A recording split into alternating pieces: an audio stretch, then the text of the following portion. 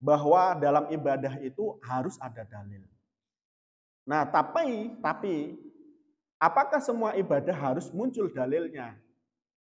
Saya pernah mengatakan dan sering mengatakan bahwa ibadah itu ada dua macam. Ada ibadah yang mahdoh, ada ibadah yang ghairu mahdoh. Apa yang dimaksud dengan ibadah mahdoh? Ibadah mahdoh itu adalah ibadah yang ketentuan dan tata caranya dijelaskan di dalam Al-Quran dan Al-Hadis secara jelas.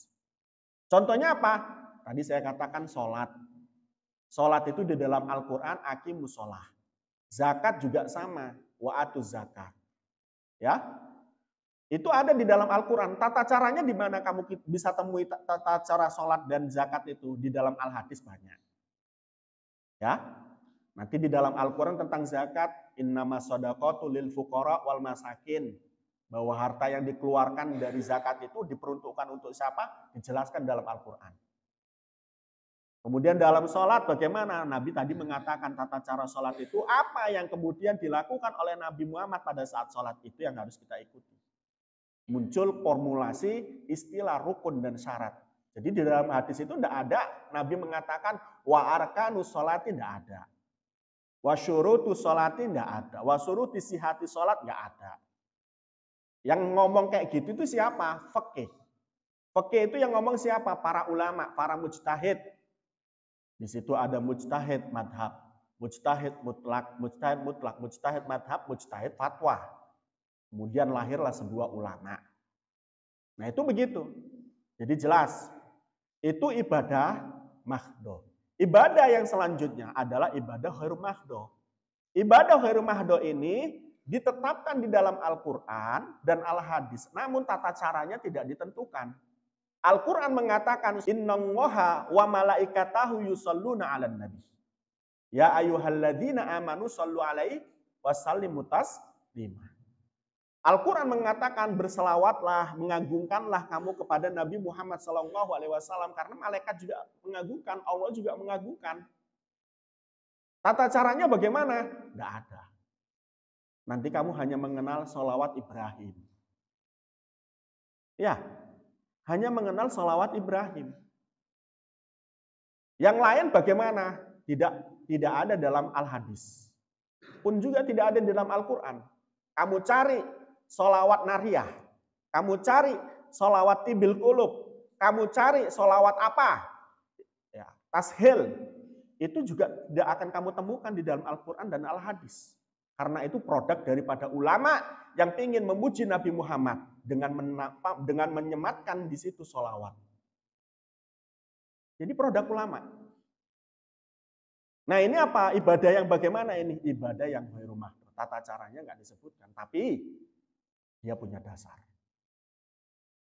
Oke, selanjutnya bersedekah juga sama. Dulu di zaman Nabi orang bersedekah menggunakan kurma.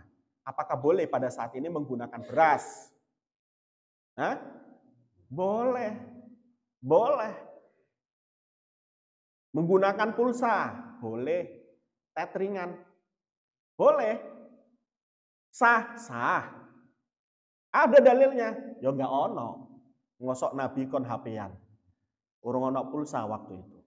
Belum ada provider ya untuk kemudian menyalurkan hubungan HP satu dengan HP yang lain. Belum ada. Boleh enggak? Boleh sedekah dengan itu. Dulu zaman Nabi orang sedekah menggunakan apa? Menggunakan air atau menggunakan sumur sebagai sedekah yang begitu urgen di masyarakat.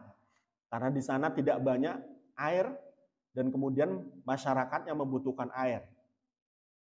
Jadi hadis-hadis yang berkenaan sedekah pasti mengait tentang siapa yang kemudian mau dan mampu untuk kemudian membuat sumur untuk disedekahkan. Maka ini dan lain sebagainya. Itu begitu. Nah sekarang kamu buat apa?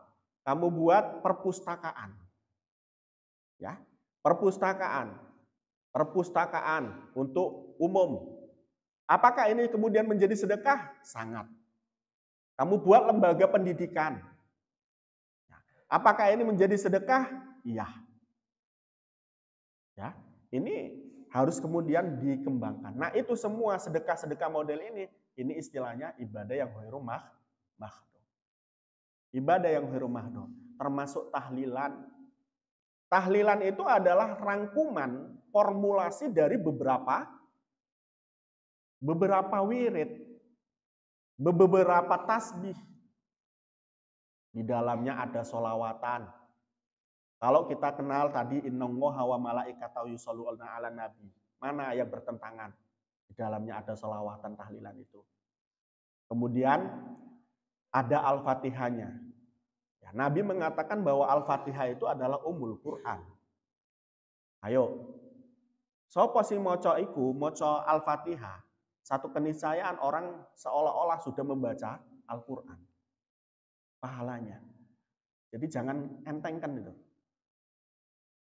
Jadi kamu yang nggak bisa baca Quran sehataman, ini baca Al-Fatihah banyak-banyakan. Ya. Tasbih, yusabbihu ma fis samawat wa ma fil ard.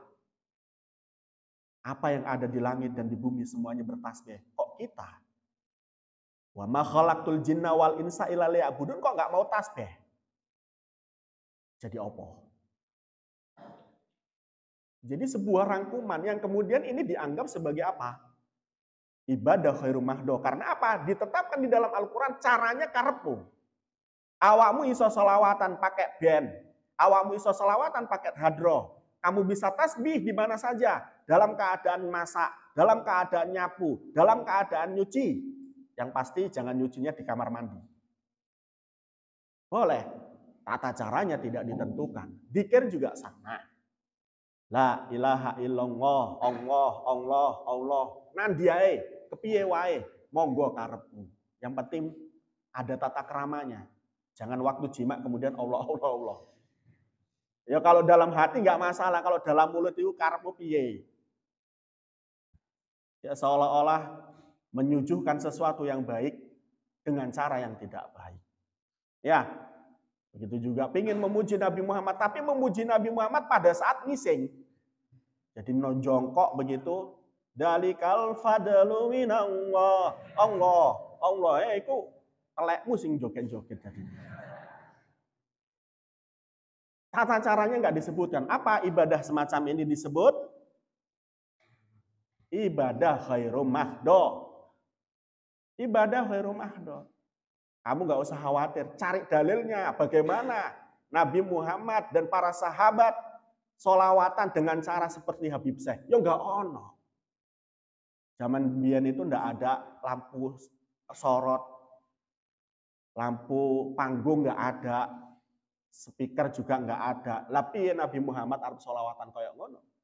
Wong Nabi Muhammad itu nabi kita yang paling mulia, yang nggak pernah mengatakan kamu harus bersolawat kepadaku. Nggak pernah. Bahkan ketika Nabi Muhammad dipanggil Sayyidina, Nabi Muhammad mengatakan jangan. Jadi kemuliaan Nabi Muhammad itu kemuliaan yang begitu mulia. Beliau nggak mau dipanggil Tuan. Panggil saja Muhammad. Lata sayyuduni. Kayak mana? Jangan katakan saya Sayyid. Itu Nabi Muhammad. Sementara orang NU bagaimana? Mengatakan ketika bersolawat pasti ada Sayyidinanya. Allahumma sholli ala Sayyidina Muhammad. Gak pernah mengatakan Allahumma sholli ala Muhammad.